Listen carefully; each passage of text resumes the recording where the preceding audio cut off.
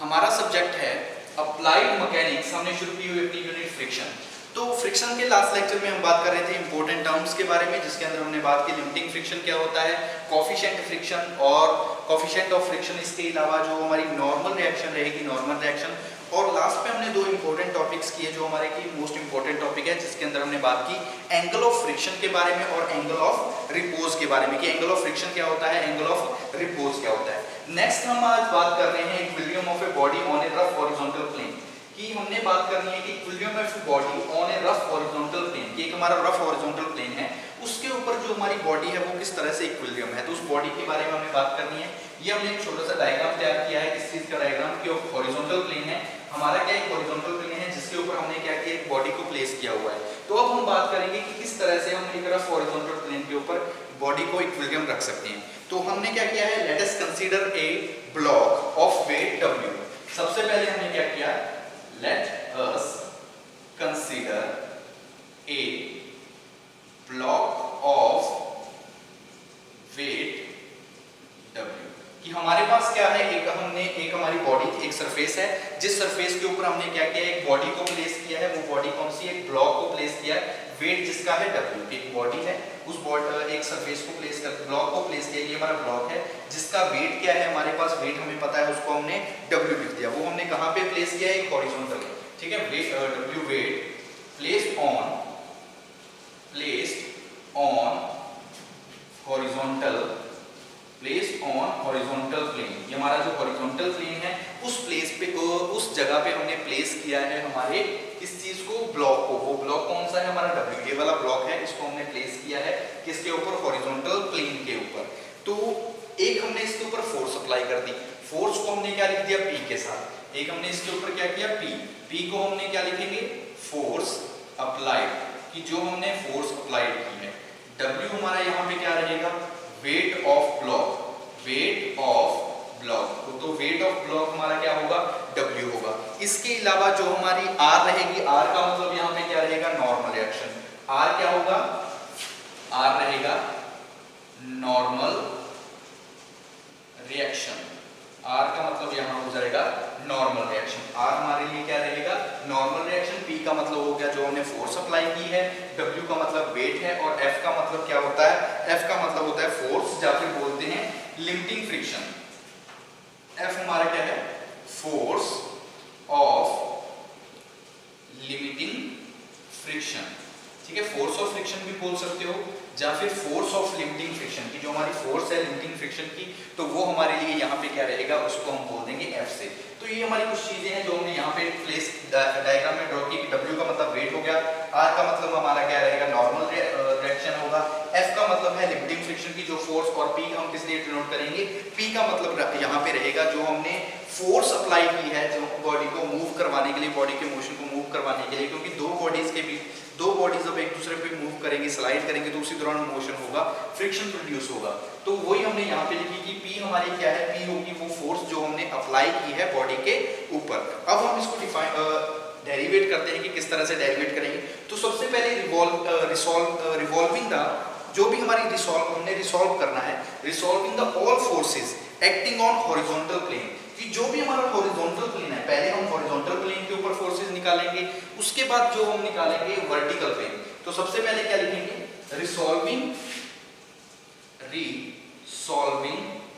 The all forces, जो भी forces लग रही है किसके ऊपर, वर्टिकल हॉरिजॉन्टल ब्लॉक पे। तो resolving all the forces acting on horizontal plane, कि जो हमारा हॉरिजॉन्टल प्लेन है, यानी कि ये वाला, जिस तरह से जो हॉरिजॉन्टल प्लेन है उसके ऊपर जो भी फोर्सेस लग रही हैं, उन फोर्सेस को हम रिसॉल्व करने की कोशिश करेंगे सबसे पहले। तो अब देखिए हॉरिजॉन्टल सरफेस पे हमारे पर कौन कौन सी फोर्सेस लग रही है, तो हम क्या लिखेंगे, Fx, ठीक है। x को हम हॉरिजॉन्टल के लिए डिनोट करेंगे, y को हम किस लिए करेंगे, वर्टिकल के लिए। जब हम वर्टिकल की बात करेंगे तो y से डिनोट करेंगे, जब हम हॉरिजॉन्टल की बात करेंगे तो उसको हम किससे लिखेंगे, x के साथ। तो हम क्या करेंगे, Fx, यानी कि हमने क्या निकालना है, जो फोर्स ऑफ फ्रिक्शन है उसको निकालना है। तो Fx इज इक्वल टू, तो हॉरिजॉन्टल पे देखिए कौन सी लग रही है, P cos थीटा। देखिए हॉरिजॉन्टल पे बात कर रहे हैं तो F के आगे क्या आ जाएगी P cos थीटा, ये हॉरिजॉन्टल पे लग रही है। माइनस में क्या है, माइनस में आ जाएगा F इज इक्वल टू 0, यानी कि जो हमारी फोर्स लग रही है इस तरफ, तो उसको ये वाला F माइनस में क्या P cos थीटा माइनस में क्या हो जाएगा F इज इक्वल टू 0। तो हम इसको क्या लिख सकते हैं, तो ये हमारा आ जाएगा F is equal to P cos theta. ठीक है, P cos थीटा हम लिख सकते हैं, ये हमारी कौन सी बन जाएगी, first equation. F is equal to P cos theta, horizontal plane के ऊपर हमारी फोर्सेज होगी, हमने हॉरिजॉन्टल सरफेस पे क्या कर दिया, इसको रिसॉल्व कर दिया।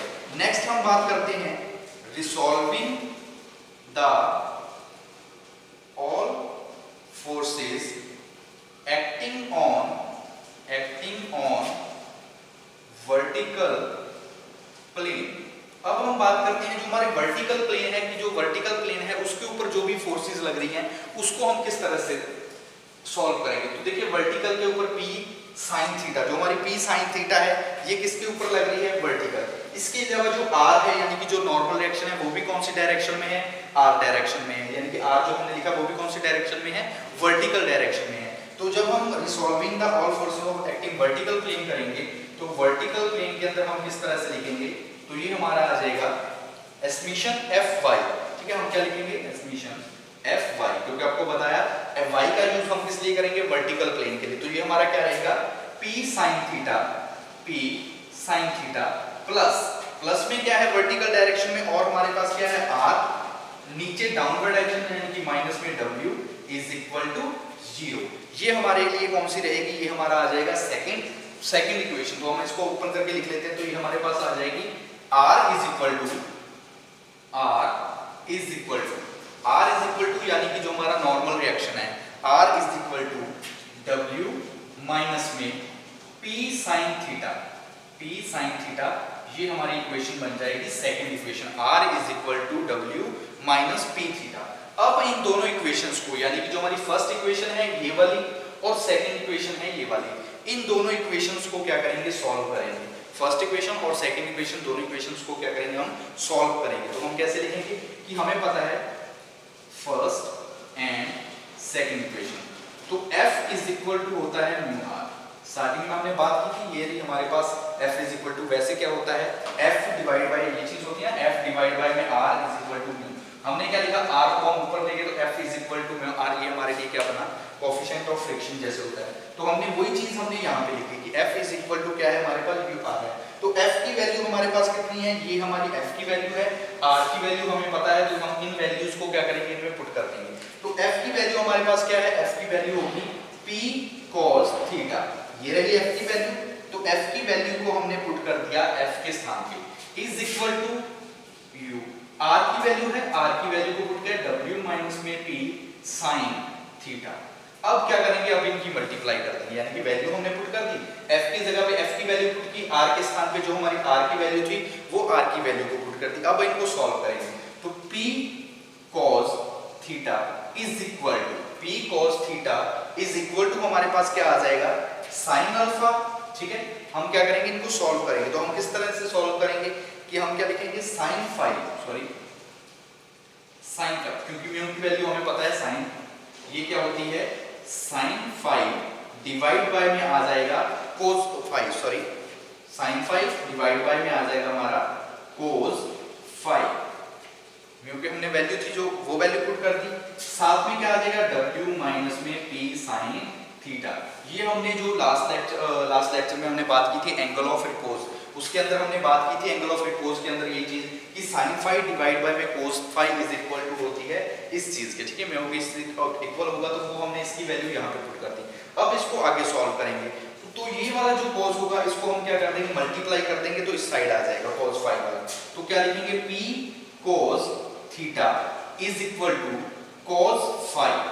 समझ में आया कि जो cos फाई नीचे था, हमने ऊपर डिवाइड में था, ऊपर जाके उसको क्या कर दिया, मल्टीप्लाई कर दिया, किसके साथ, P cos थीटा के साथ। P cos theta cos phi is equal to, हमारे पास क्या बचा, W है, W को हम मल्टीप्लाई कर देंगे sin फाई के साथ, sin फाई माइनस में P sin थीटा और sin फाई बन जाएगा। तो इसको भी मल्टीप्लाई करेंगे sin फाई के साथ, तो P sin थीटा और साथ में क्या हो जाएगा sin फाई।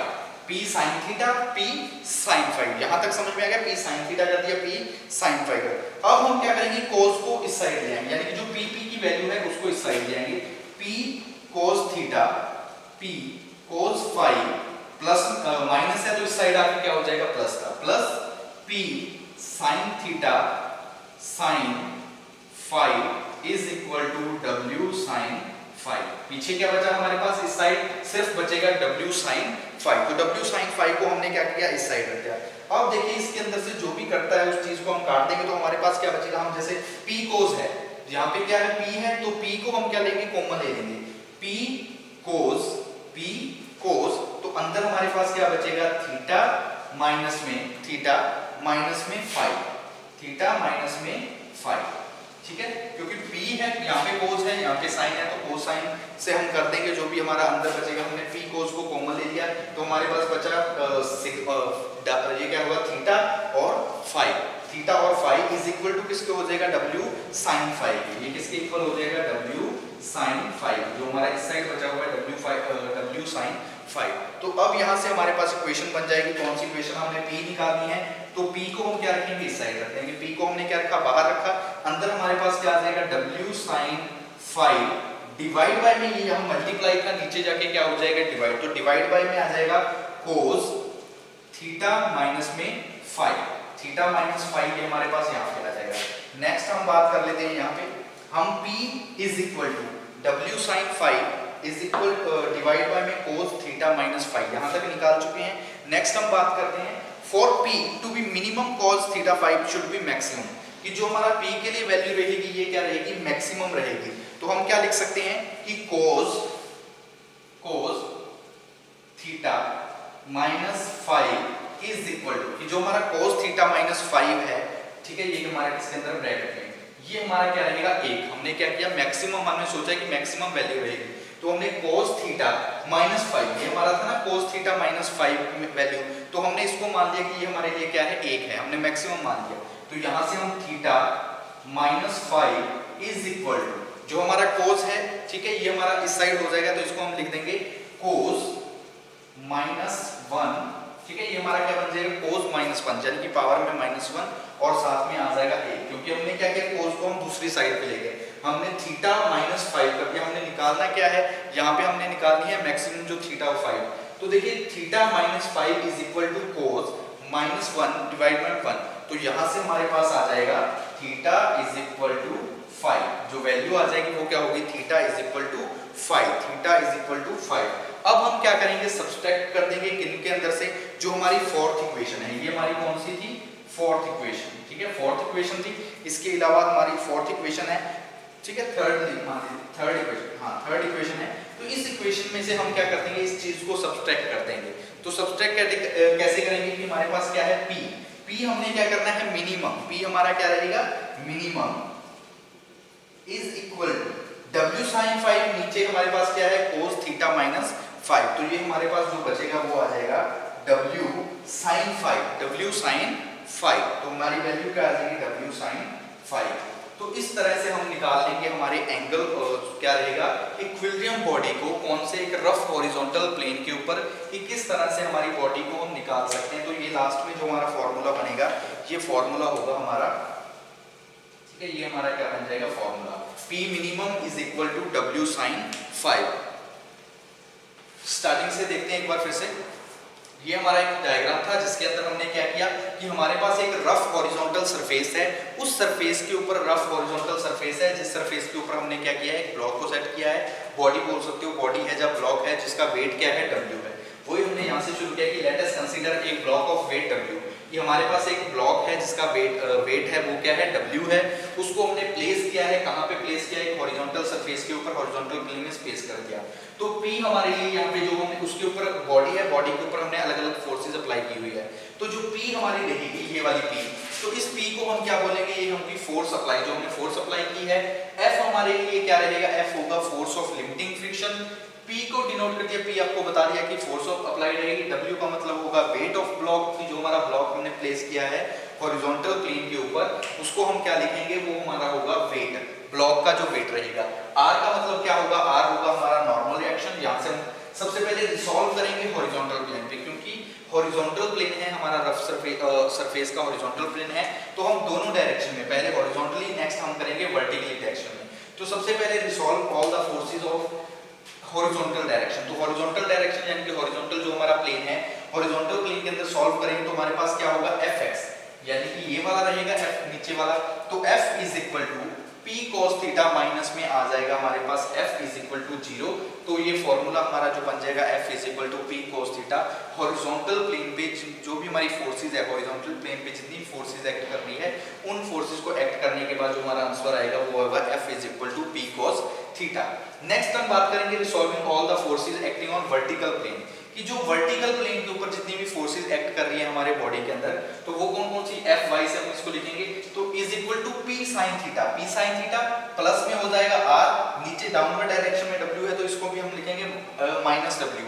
ये सारी हमारी कौन सी है, तीनों जो हम बात कर रहे हैं, ये है वर्टिकल प्लेन के ऊपर जो भी फोर्सेस एक्ट कर रही हैं। तो आर हमने निकाला, तो आर को इस आगे रखेंगे, is equal to W minus में P साइन थीटा, ठीक है, W माइनस में ये P साइन थीटा, ये हमारी बन जाएगी सेकंड इक्वेशन। फिर हम क्या करेंगे, फर्स्ट और सेकंड इक्वेशन में से आगे फर्दर निकालेंगे, डिराइव करेंगे इक्वेशन। तो f की वैल्यू हमें पता है r होती है, तो हमने क्या लिखा, f की जो वैल्यू है, f की वैल्यू हमारे पास कहाँ आई थी, ये हमारी थी f की वैल्यू, तो इस f की वैल्यू को हम पुट कर देंगे यहाँ पे।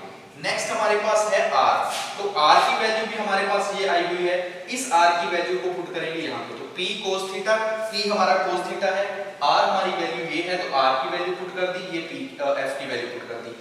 ये हमारे पास कौन सा था, कोई म्यू था, ये हमारा कौन सा था, म्यू, जो हमने लिखा हुआ है। तो इस तरह से हम इसको आगे आगे सॉल्व करते रहेंगे कि जो p cos थीटा है इज इक्वल टू म्यू की वैल्यू होगी sin फाई, cos फाई होती है, जो हमने एंगल ऑफ रिपोज के अंदर भी बात की थी। तो w minus p sin theta इसको लिखेंगे, सेम एज इट लिख देंगे। तो p cos है, तो इस cos को जो नीचे डिवाइड में है ऊपर जाके हो जाएगा मल्टीप्लाई, तो p cos थीटा को p cos थीटा के साथ हम cos फाई को क्या करेंगे, मल्टीप्लाई कर देंगे, तो हमारे पास क्या होगा, तो ये आ जाएगा p cos theta cos phi is equal to w, इसको मल्टीप्लाई करेंगे sin फाई के साथ, p sin थीटा है, इसको भी मल्टीप्लाई करेंगे sin फाई के साथ, तो इन दोनों को मल्टीप्लाई की तो हमारे पास किस तरह से ये आगे नेक्स्ट आ जाएगा यहाँ पे, और इसको हम क्या करेंगे, जो w sin है इसको हम बाहर निकाल लेंगे, तो w को बाहर निकाला, तो p cos को हमने कॉमन लिखा, तो हमारे पास थीटा और फाई बचेगा, w sin थीटा होगा, p को हमने बाहर रखा, तो sin नीचे हमारे पास क्या आ जाएगा, cos थीटा माइनस में फाई। वो हमने क्या लिखना है कि जो हमारी यहाँ तक निकालने के बाद थर्ड इक्वेशन हमने निकली।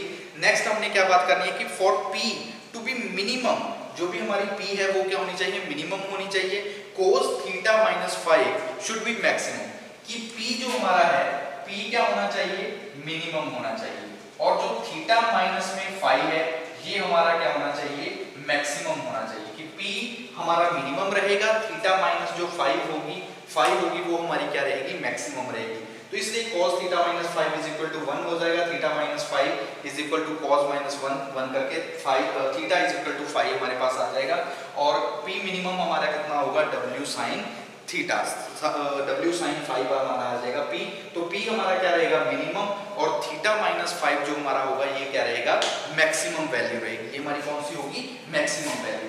नेक्स्ट हम एक न्यूमेरिकल कर लेते हैं इसी इक्वेशन के ऊपर, ठीक है। फ्रिक्शन के अंदर जो भी हमारी एंगल ऑफ रिपोज है हमने बात की है, एंगल ऑफ फ्रिक्शन की बात की है, इन पे बेस्ड हम कुछ न्यूमेरिकल्स हैं, वो न्यूमेरिकल्स की बात करते हैं।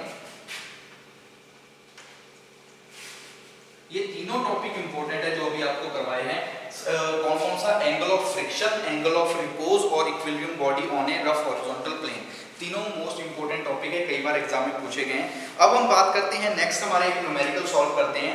तो हमें क्या दिया हुआ है, इक्वेशन है, इक्वेशन के अंदर क्या दिया हुआ है, a body weighting 120 newton is laying on a horizontal plane, कि एक बॉडी है, ए बॉडी लेइंग, ठीक है, a body 120, a body weighting, जिसका वेट दिया हुआ है, ए बॉडी वेटिंग 120 न्यूटन, कितना न्यूटन है, 120 newton, laying on a horizontal plane, 120 newton laying on A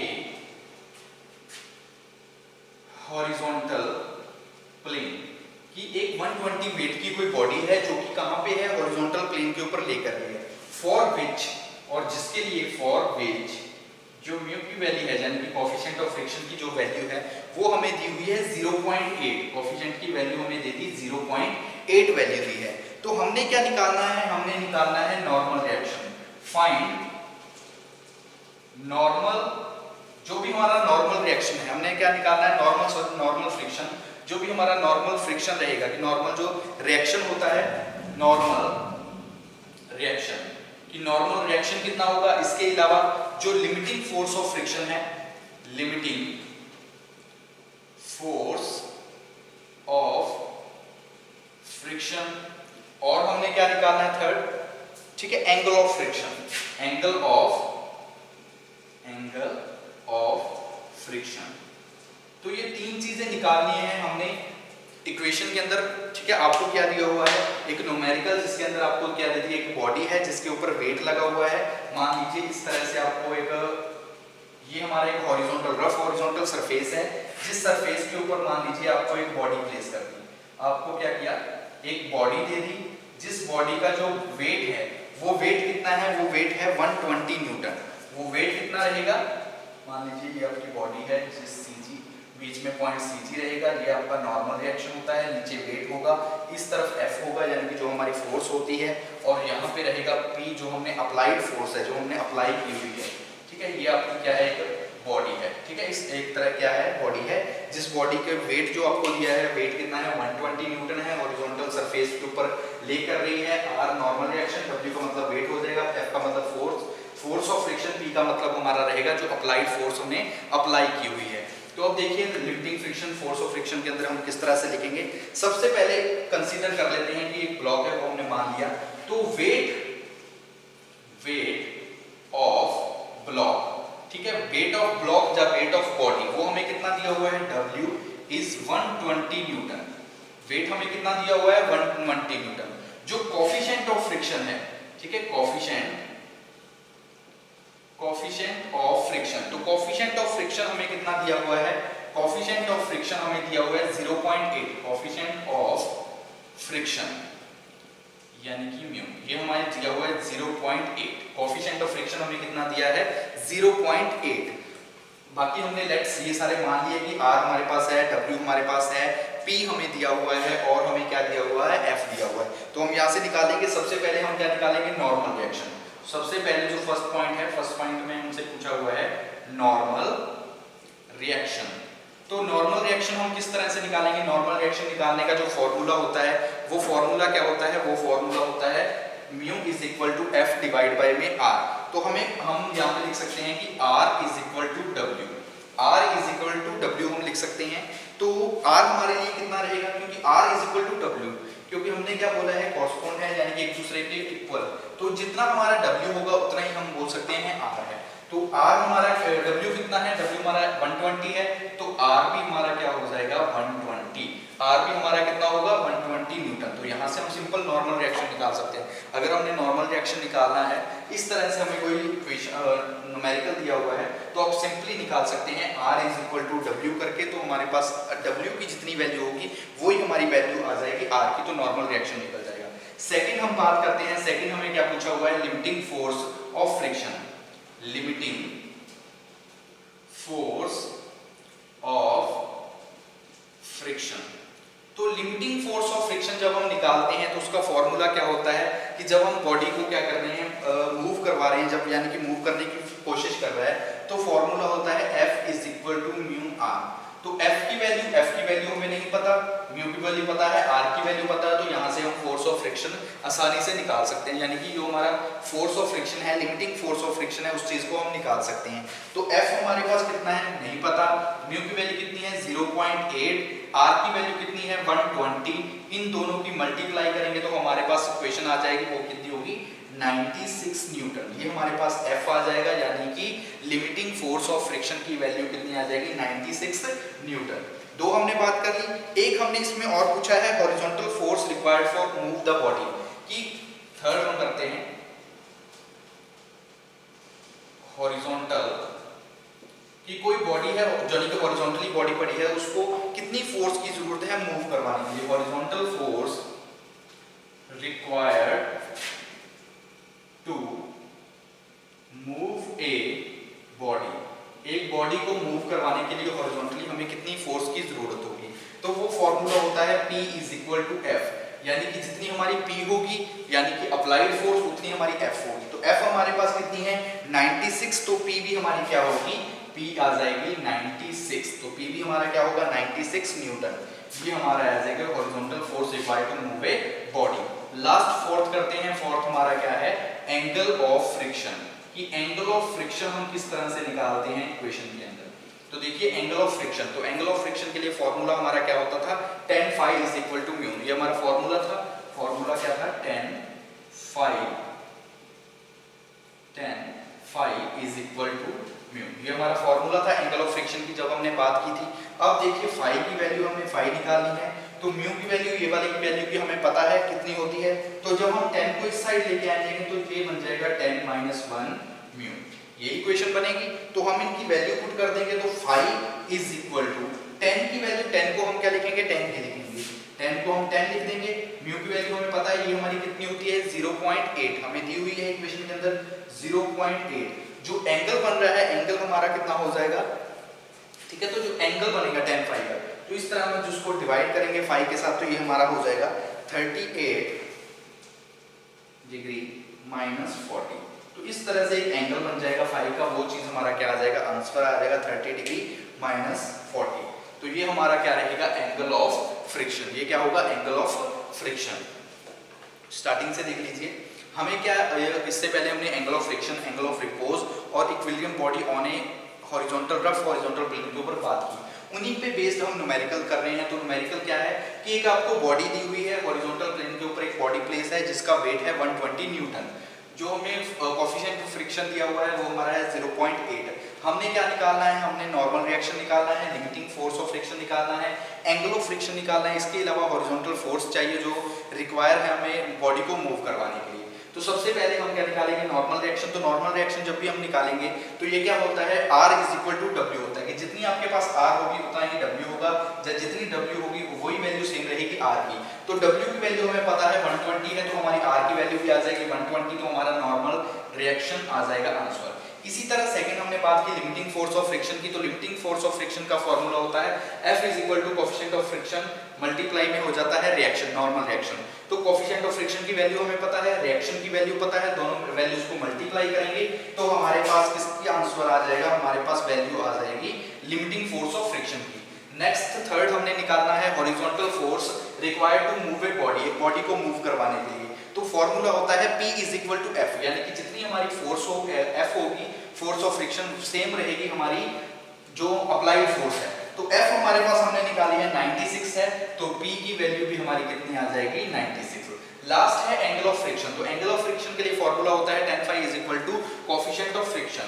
phi हमने निकालनी है तो phi को हम बाहर रखेंगे, यानी कि एंगल ऑफ फ्रिक्शन को is equal to tan minus 1, इस साइड आएगा तो माइनस में हो जाएगा पावर में, इज इक्वल टू साथ में क्या आ जाएगा phi, साथ में क्या होगा जो अपना म्यू रहेगा यानी कि कोएफिशिएंट ऑफ फ्रिक्शन। तो कोएफिशिएंट ऑफ फ्रिक्शन की वैल्यू पता है tan का, जो हम करेंगे तो 38 माइनस 40, ये हमारे आ जाएगा एंगल, जो हमारा एंगल ऑफ फ्रिक्शन है। ये क्या रहेगा हमारा एंगल ऑफ फ्रिक्शन, ये हमारा क्या रहेगा एंगल ऑफ फ्रिक्शन। ठीक है, तो आज के लेक्चर के लिए इतना काफी।